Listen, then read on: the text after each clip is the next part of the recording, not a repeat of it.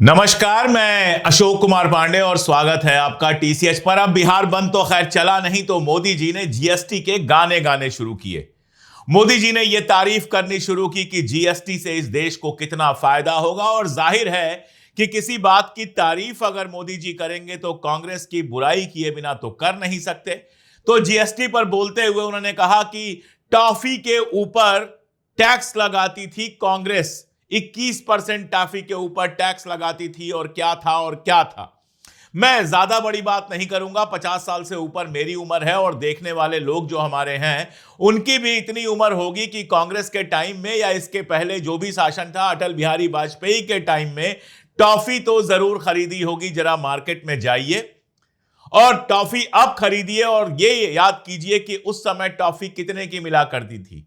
जो टॉफी उस समय 10 पैसे और 50 पैसे की मिल जाती थी, आज वो आपको 2 रुपए और 5 रुपए की मिलेगी। और मोदी जी 11 साल तक शासन करने के बाद आपको टॉफी याद दिला रहे हैं। असल में लॉलीपॉप खिलाने के अलावा तो कुछ खास वो कर नहीं पा रहे हैं। टॉफियां ही बांट रहे हैं, लॉलीपॉप बांट रहे हैं, कभी 5 किलो अनाज के रूप में और कभी उस जीएसटी को कम करने के रूप में जो जीएसटी उन्होंने ही बढ़ाई थी। उनसे पूछना चाहिए था कि जीएसटी जब आपने लागू किया था तब राहुल गांधी ने बाकायदा ट्वीट्स कर करके आपसे कहा था कि 18% से ऊपर की जीएसटी मत लगाइए, 28% की जीएसटी मत लगाइए, गब्बर सिंह टैक्स मत लगाइए। तब तो आप सुनने को तैयार नहीं थे। 7 साल 8 साल बड़े मजे से इतने हायर टैक्स रेट्स हमसे लेते रहे, और अब अपने ही बढ़ाए हुए टैक्स रेट जब कम कर दिए हैं तो ऐसा लग रहा है जैसे कितनी बड़ी क्रांति कर ली। हालांकि जीएसटी घटाने का असर कीमतों पर कितना पड़ेगा ये देखना होगा। हमारे देश में कीमतों को नियंत्रित करने के लिए, प्राइस कंट्रोल करने के लिए कोई मैकेनिज्म नहीं है। बाजार को खुला छोड़ दिया गया है, और बाजार को खुला जब छोड़ दिया गया है तो जरा आप बताइए, पिछले 11 सालों में किसी भी चीज की कीमत कम होते हुए आपने देखी है? कोई भी एक चीज मुझे बताइए जिसकी प्राइस घट गई हो। अब डेटा मत कहने लगिएगा, डेटा का खेल अलग है, फिर से बढ़ना शुरू हो गया है। जो मिनिमम वाली जितनी कार्ड्स वगैरह पहले देकर आपको आदत डाली गई, अब वो सब मिनिमम बढ़ा दिया गया है, महंगा कर दिया गया है। उस पर मुझे चाय का किस्सा याद आता है कि अंग्रेजों को जब इस देश के अंदर लोगों को चाय की आदत डालनी थी तो गली गली में, गांव गांव में फ्री में चाय बांटी गई, और जब चाय की आदत पड़ गई तो चाय की कीमतें बढ़ा दी गई, चाय बिकने लगी, और मार्केट में चाय अब आप जानते हैं किस तरह बिकती है और किस तरह हमारे घरों की आदत बन गई है। तो वही हाल डेटा का है। डेटा दे दे के लोगों को आदत डाली गई। अब डेटा के बिना काम चलेगा नहीं, तो जाहिर है कि बढ़ा दिया गया। छोड़िए, उसकी बात आप छोड़ दीजिए।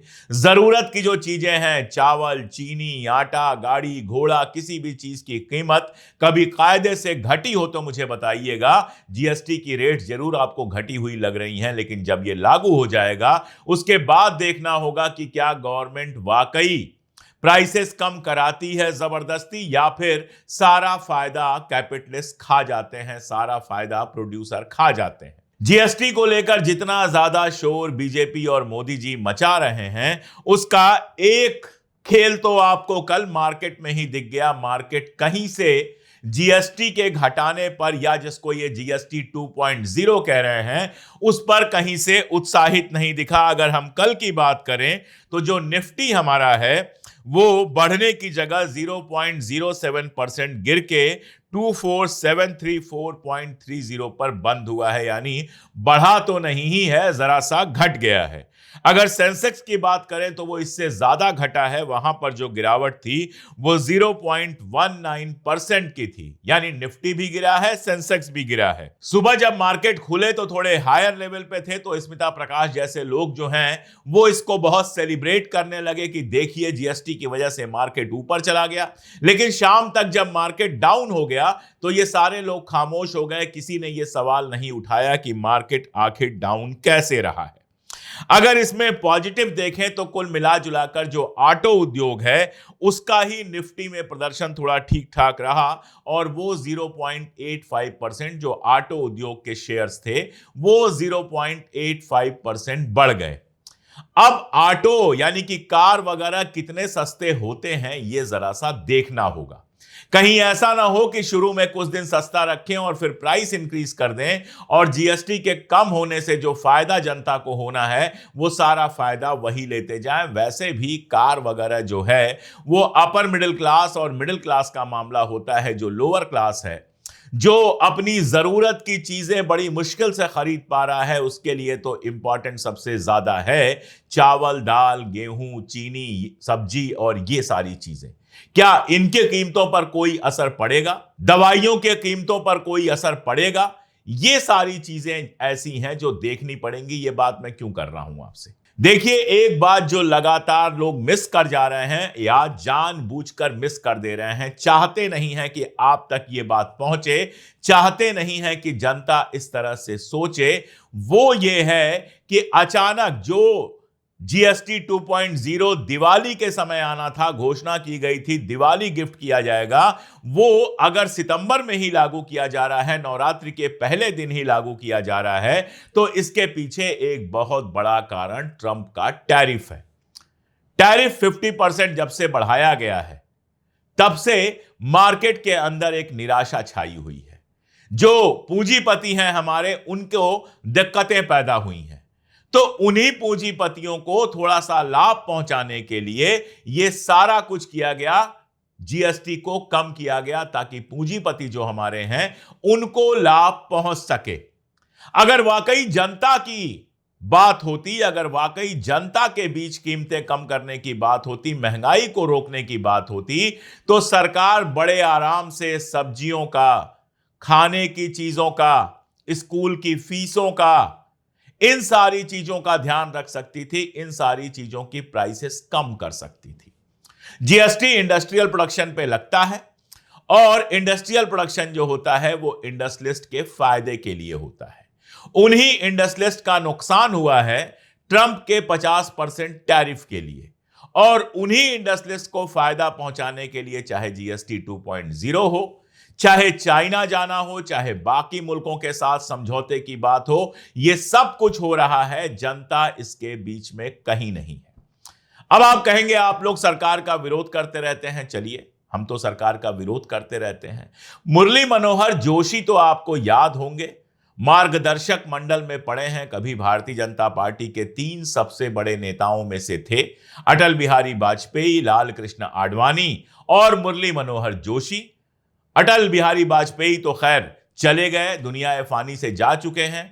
आडवाणी जी और जोशी जी की उम्र बहुत ज्यादा हो चुकी है, आडवाणी जी के बयान आते नहीं हैं, जोशी जी के बयान लेने कोई जाता नहीं है। लेकिन जोशी जी का एक बयान सामने आया है, और यह बयान भी किसी गोदी मीडिया या किसी दुश्मन मीडिया, दुश्मन जब मैं कह रहा हूं तो मोदी जी की दुश्मन मीडिया, मोदी जी लोग दुश्मन मानते हैं, हम तो किसी के दुश्मन हैं नहीं, हम तो देश के दोस्त हैं। जो देश के साथ गड़बड़ करता नजर आएगा, चाहे वो किसी पार्टी का हो, उस पर सवाल खड़ा करेंगे। जो जनता के खिलाफ जाता नजर आएगा, उस पर सवाल खड़ा करेंगे। खैर, लौटते हैं मुरली मनोहर जोशी पर। राष्ट्रीय स्वयंसेवक संघ के 100 साल पूरे हुए थे और इसी अवसर पर एक 3 दिन का उनके यहां सेमिनार हुआ, और इस सेमिनार में मुरली मनोहर जोशी भी आए थे, जिन्होंने बाकायदा स्लाइड से प्रेजेंटेशन दिया। 70 स्लाइड्स बना के वो लाए हुए थे और उससे उन्होंने प्रेजेंटेशन दिया। और इस प्रेजेंटेशन में पर कैपिटा जो जीडीपी है उस पर उन्होंने बात की। जीडीपी को लेकर सब उछलते हैं कि जीडीपी इतनी बढ़ गई, जीडीपी इतनी बढ़ गई। असल मामला यह है कि पर कैपिटा इनकम कितनी बढ़ी, हर आदमी को मिलने वाली इनकम कितनी बढ़ी। अगर अडानी और अंबानी के खजाने और फूल जाते हैं, अगर टाटा, बिरला और इस तरह की पूंजीपतियों के खजाने और ज्यादा फूल जाते हैं, इससे देश का भला नहीं होता, इससे उनका भला होता है, और उन लोगों का भला होता है जिनको अडानी, अंबानी, बिरला, टाटा ये सारे लोग चंदा वंदा देते हैं। इस देश की आम जनता को कोई फायदा नहीं होता है। इसीलिए आय के वितरण की बात की जाती है। अगर देश की आय मान लीजिए 100 रुपए है और उसमें से 80 रुपए जो है वो टॉप के 4-5% लोगों के पास है और बाकी बचे 20% में 20% लोगों के बीच में बंटना है, तो ये देश के लिए किसी फायदे की चीज नहीं होती, कहा यह जा रहा है कि यही बात बहुत डिटेल में जोशी जी ने रखी मोहन भागवत साहब सामने बैठे हुए थे। अमर्त्य सेन को कोट किया, डी ग्रोथ की बात की, ग्रोथ के साथ डी ग्रोथ की बात की और यह कहा कि भारत में अमीरों और गरीबों के बीच में खाई जो है वो लगातार बढ़ती चली गई है। उन्होंने अमर्त्य सेन को कोट किया जैसा मैंने बताया और कहा कि अगर किसी देश की आर्थिक सफलता को देखना है, इकोनॉमिक सक्सेस को देखना है, तो आपको देखना पड़ेगा कि लोगों का भला इसमें कितना हुआ है। शिक्षा, स्वास्थ्य और इस तरह की चीजें लोगों के पास कितनी पहुंची हैं।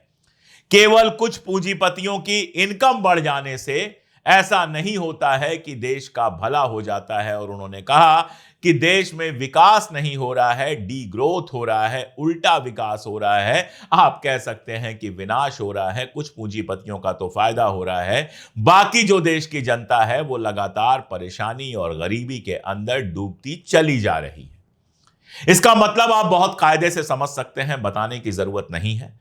और इसमें अगर मैं ये भी जोड़ दूं कि मोहन भागवत जी ने जोशी जी का पूरा प्रेजेंटेशन सुनने के बाद कहा कि जोशी जी ने सब कुछ कह दिया है। इसके पहले मोहन भागवत भी अपने एक भाषण में इशारा कर चुके हैं कि देश के अंदर गरीबी, बेरोजगारी और जो असमानता है वो लगातार बढ़ती जा रही है। डेटा तो बता ही रहे हैं कि हमारा जो टॉप 5% है वो हमारे 80% संसाधनों पर कब्जा करके बैठा हुआ है। नाम लेने की जरूरत नहीं है, नाम तो लेते ही रहते हैं हम लोग की जो अडानी है, अंबानी है, इन लोगों की दौलतें लगातार बढ़ती चली जा रही हैं, जबकि आम आदमी महंगाई और बेरोजगारी से इतना ग्रस्त है और इतना त्रस्त है कि एक बड़ी संख्या ऐसे लोगों की है जो अपनी दाल रोटी और बेसिक जरूरतें, बच्चों के स्कूल की फीस, अस्पताल का इलाज और इस तरह की चीजें किसी तरह से पूरी कर पा रहे हैं। इससे ज्यादा खर्च करने के लिए उनके पास कुछ नहीं है। ऐसे में मोदी जी स्वदेशी का राग लेके आते हैं। वैसे तो मोदी जी जितनी बार स्वदेशी की बात करते हैं उतनी बार उनके चश्मे और बाकी सारी चीजों की बात होती है। आज मैं बात नहीं करूंगा, छोड़ दीजिए। मेरा एक सीधा सा सवाल है आपसे। आपके पॉकेट में 100 रुपए हैं और आप जा रहे हैं कोई सामान खरीदने, क्या वाकई इससे कोई फर्क पड़ता है कि वो स्वदेशी है कि विदेशी, अगर आपके पास उसको खरीदने के लिए पैसे ही नहीं है? अगर आदमी की जेब में पैसे ही नहीं है तो वो क्या स्वदेशी खरीदेगा और क्या विदेशी खरीदेगा? स्वदेशी की बात की जाती है और अपने यहां स्वदेशी प्रोडक्शन बढ़ाने की कभी कोशिश ही नहीं की गई। मेड इन इंडिया का मतलब यह था वो चीज जो पूरी तरह से भारत के अंदर बने। ये लेके आए मेक इन इंडिया, जिसका शेर भी नकली था, कहीं से चुराया गया था। और उस मेक इन इंडिया का मतलब यह था कि एक सामान खरीद लो अमेरिका से, एक सामान जापान से, एक सामान चाइना से, एक सामान श्रीलंका से खरीद लो और उनको यहां पर असेंबल कर दो और कहो कि मेक इन इंडिया है। यानी रूह विदेशी हो, देह जो हो वो सिर्फ इंडियन हो और उसको स्वदेशी कह रहे हैं। सुजुकी की कंपनी, जो जापान की कंपनी है सुजुकी, उस कंपनी में जाते हैं, उसमें कार का उद्घाटन करते हैं और उसको स्वदेशी कहते हैं कि मुझे इस बात से कोई मतलब नहीं है कि पैसा कहां का लगा है, पसीना जिसमें हिंदुस्तान का गिरा है वो स्वदेशी है। बताइए, ये स्वदेशी की इनकी परिभाषा है। युवाओं से कह रहे हैं, लोगों से कह रहे हैं जाके स्वदेशी खरीदें। पहला सवाल तो उनसे करना चाहिए कि आप और आपके सांसद जिन गाड़ियों में चलते हैं क्या वो स्वदेशी हैं? क्या इस देश के अंदर टाटा कार नहीं बनाता है, फिर आपको विदेशी कारों में चलने की क्या जरूरत पड़ती है? क्या इस देश में एचएएल नहीं है, फिर आपको विदेश से अपने चलने के लिए करोड़ों का जहाज खरीदने की क्या जरूरत थी? यहां पे ही वो जहाज बन गया होता, लेकिन नहीं। जहां अपनी सुख सुविधा का मामला है, आप जाएंगे सऊदी अरबिया और होटल में 2 दिन में आपकी जो टीम होगी वो 10 करोड़ रुपए खर्च करके चले आएगी। और हमारे यहां सिखाया जाएगा कि पेंसिल 2 रुपए की, देखो देशी है कि विदेशी है। कल तक जब अमेरिका से आपकी दोस्ती थी तब देशी विदेशी का मामला कहीं नहीं आ रहा था। तब तो चाइना का सामान बहिष्कार करो खेल चल रहा था, टिकटॉक पे बैन लग रहा था, झालर मत खरीदो और ये मत खरीदो और गणेश जी छोटी आंख वाले, ये सब चल रहा था। अब चाइना आप होकर आए हैं, अमेरिका आपसे नाराज है, ट्रंप आपसे नाराज है, तो आप एक नए तरह की स्वदेशी की बात कर रहे हैं जिसमें सिर्फ हमारा पसीना गिरा हो। फिर तो इस देश में जितनी विदेशी कंपनियां हैं उन सब में हिंदुस्तानी मजदूर काम करते हैं, तो सब अपने आप स्वदेशी हो गया। स्वदेशी मार्केट से काम नहीं चलने वाला है। अंग्रेजों के समय जब गांधी जी ने स्वदेशी का नारा दिया था, उसका मतलब पूरी तरह से दूसरा था। वो पसीना गिराने की बात नहीं कर रहे थे। विदेशी मालों से जिस तरह से ब्रिटेन हमें भर देता था, यहां से कच्चा माल लेके जाता था, वहां पर बना बनाया माल, कपड़े और बाकी सब बना के ले आके महंगे दामों में हमारे सामने बेचता था। उसकी मुखालिफत करने के लिए, आत्मनिर्भर बनने के लिए गांधी जी ने, अंग्रेजों के खिलाफ लड़ने के लिए गांधी जी ने स्वदेशी का मंत्र दिया था। आज स्वदेशी का मंत्र सिर्फ और सिर्फ इस देश के पूंजीपतियों की मार्केट बढ़ाने के लिए किया जा रहा है। कल अमेरिका से समझौता हो जाएगा, यही पूंजीपति बड़े आराम से अपना माल फिर से अमेरिका में बेचेंगे और स्वदेशी का नारा चला जाएगा। लड़ाई आपकी है, लड़ाई आपकी है अंबानी के पैसे के लिए। अंबानी को फायदा है रशिया के तेल से और कीमत चुकाए यहां की जनता। ज्ञान दे यहां स्वदेशी का। जरा आपके आसपास जो लोग हैं उनको स्वदेशी का ज्ञान दीजिए। जिनसे आप गले मिलते हैं, जिनसे आप हाथ मिलाते हैं, उनको स्वदेशी का ज्ञान दीजिए। अंबानी को ज्ञान दीजिए स्वदेशी का और अडानी को ज्ञान दीजिए स्वदेशी का, जो जहाज खरीदते हैं अमेरिका से और उसमें जो चेंजेज वगैरह, फैब्रिकेशन वगैरह कराना है वो कराते हैं स्विट्जरलैंड से। उनको स्वदेशी का ज्ञान नहीं देंगे। हमें 2 रुपए का पेंसिल स्वदेशी खरीदने की आप बात कर रहे हैं। जनता इन नाटकों को अब अच्छी तरह से समझ चुकी है। जनता जान चुकी है कि अडानी अंबानी को फायदा पहुंचाने के लिए रशिया से तेल आप खरीद रहे हैं। जनता जान चुकी है कि अंबानी उस तेल का फायदा उठा रहे हैं। मैंने बाकायदा आपको एक चार्ट दिया था कि रूस से जो तेल आ रहा है और सस्ते दामों में आ रहा है, उसका फायदा या तो तेल कंपनियों को मिल रहा है या फिर अंबानी को मिल रहा है। सबसे बड़ा हिस्सा तो अंबानी को ही मिल रहा है। जनता को कोई फायदा नहीं मिल रहा है। जनता को बेवकूफ बनाने का तो आप देख लीजिए खेल। जनता को बेवकूफ बनाने का खेल यह है कि शुद्ध पेट्रोल आपको नहीं मिलेगा, उसमें 20% एथेनॉल मिलाकर ही अब मिलेगा। रशिया से सस्ता तेल आएगा, अब और सस्ता हो गया। और उसके बावजूद इस देश के अंदर डीजल और पेट्रोल की कीमतें नहीं घटाई गई हैं। जीएसटी की बात हो रही है, लेकिन इस सवाल का जवाब कोई नहीं देता कि डीजल और पेट्रोल पर जीएसटी क्यों नहीं लगाई जा रही है। अगर बाकी सब टैक्सेज हटाकर केवल जीएसटी लगा दी जाए तो डीजल और पेट्रोल की कीमतें आधी से भी कम हो जाएंगी और आम जनता को राहत ही नहीं मिलेगी। सब्जी से लेकर हर चीज की कीमत कम हो जाएगी क्योंकि ट्रांसपोर्ट कास्ट आधी हो जाएगी। लेकिन हमको स्वदेशी स्वदेशी बताएंगे, कांग्रेस की टॉफी पर टैक्सिंग बताएंगे, डीजल पेट्रोल पर जो 100% के आसपास टैक्स लगा हुआ है वो हमको नहीं बताएंगे, उसको गोल कर जाएंगे। ये कभी नहीं बताएंगे कि उस पर जीएसटी क्यों नहीं लगा है। और क्यों बताएंगे? मजे हैं, फायदा है, फिर कब क्यों बताएंगे? बताने की जरूरत ही नहीं है। जनता हिंदू मुसलमान में बिजी रहे, जनता मां की गाली में बिजी रहे, जनता इन सब चीजों में बिजी रहे और लॉलीपॉप फेंक के कहो कि देखो तुम्हारा कितना फायदा कर दिया। मुंह की रोटी छीन लो और उसके बाद लॉलीपॉप देकर कहो कि देखो हमने तुम्हारे लिए क्या क्या कर दिया। हां, अपने लिए करने में कहीं कोई दिक्कत नहीं है। मोदी जी के मंत्री लोग अपनी कमाई के लिए कहीं कोई दिक्कत नहीं है। जबरदस्त तरीके से हमारे जो मंत्री हैं वो कैपिटलिस्ट बन चुके हैं। चाहे अश्विनी वैष्णव जी हों, जिनके शेयरों की कीमत इतनी बढ़ गई, अब उस पर कभी अलग से बात कर लेंगे। गडकरी साहब, जिनको सबसे ईमानदार बनाकर पेश किया गया। बेटा एथेनॉल बनाता है और एथेनॉल की मार्केट में डिमांड बढ़ा दी गई 20% जो है एथेनॉल पेट्रोलियम में मिलाकर। और हालत यह है कि सोशल मीडिया पे कुछ पत्रकारों को बाकायदा पैसे देकर पेड ट्वीट कराया जा रहा है कि गडकरी साहब तो बहुत अच्छे हैं। खैर, पवन खेड़ा ने कल एक प्रेस कॉन्फ्रेंस में गडकरी वाले मामले पर बहुत कायदे से और बहुत डिटेल में बात की है। वो वीडियो मैं साथ में लगा देता हूं, उस वीडियो को देख लीजिए और फिर सोचिए कि इस देश में क्या चल रहा है। आज एथेनॉल पे हम थोड़ी बात करेंगे। काफी दिनों से चर्चा चल रही है एथेनॉल पे, और एथेनॉल पे बात करने से पहले शुरू मैं उस वादे से करूंगा जो 2014 में नितिन गडकरी जी ने और नरेंद्र मोदी जी ने बार बार दोहराया था। उन्होंने ये कहा था कि